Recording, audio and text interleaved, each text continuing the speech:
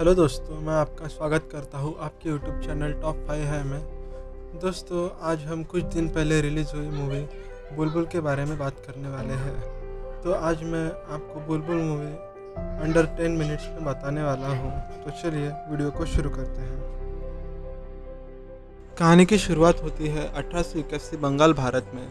कहानी में हमें दिखाया जाता है कि बुलबुल नामक एक लड़की की शादी उससे उम्र में कई बड़े इंद्रनील ठाकुर के साथ में हो रही होती है।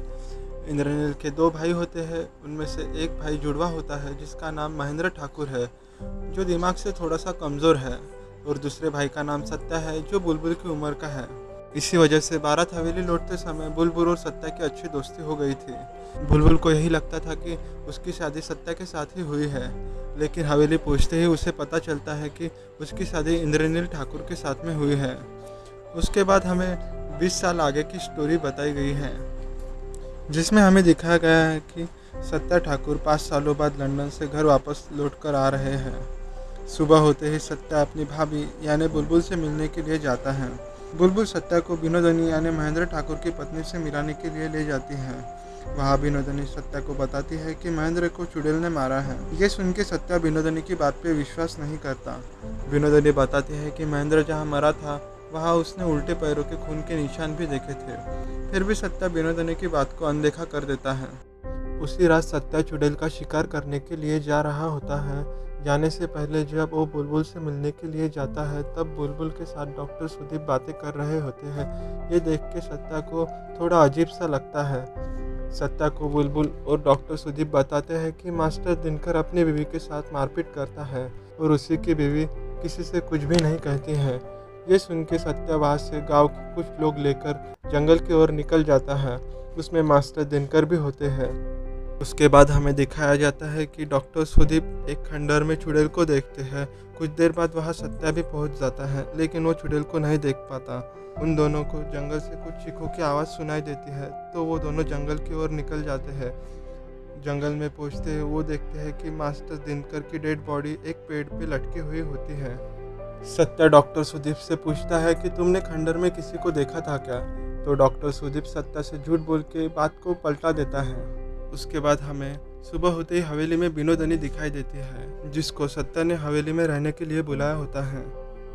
उसके बाद हमें मास्टर दिनकर का घर दिखाया जाता है, जहाँ सत्या और पुलिस कुछ बातें कर रहे होते हैं। उसके बाद सत्य हवेली में वापस लौट कर आता है और विनोदनी से डॉक्टर सुदीप के बारे में पूछताछ करता है।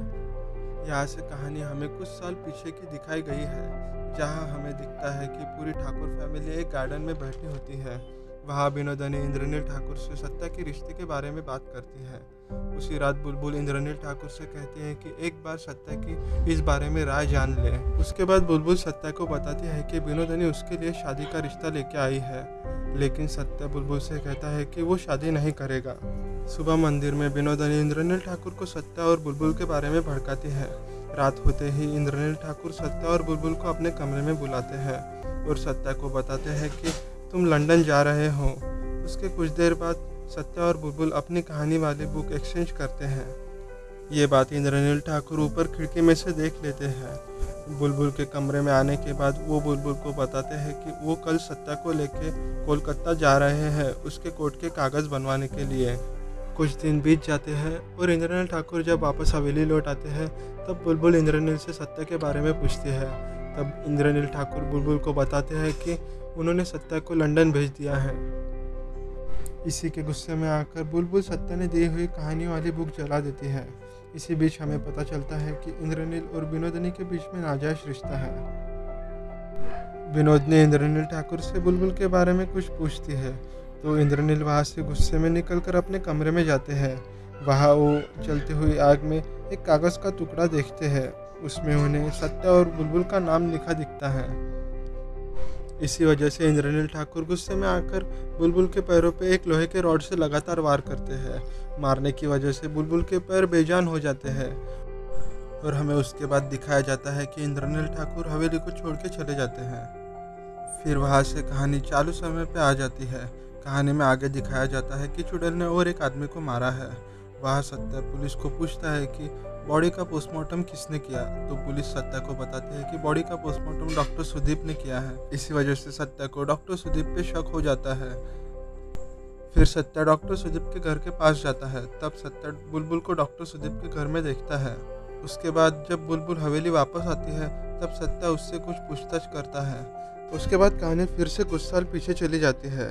जब इंद्रनील ठाकुर हवेली को छोड़ के चले जाते हैं तब डॉक्टर सुदीप बुलबुल का इलाज करके उसे बेड पे छोड़ जाते हैं। और तब वहाँ महेंद्र ठाकुर आता है और बुलबुल के साथ बलात्कार करता है। उसी सुबह विनोदनी बुलबुल के कमरे में आती है और बुलबुल को धमकी देती है कि किसी को कुछ ना बताए। वहाँ से फिर कहानी चालू समय पे आ जाती है।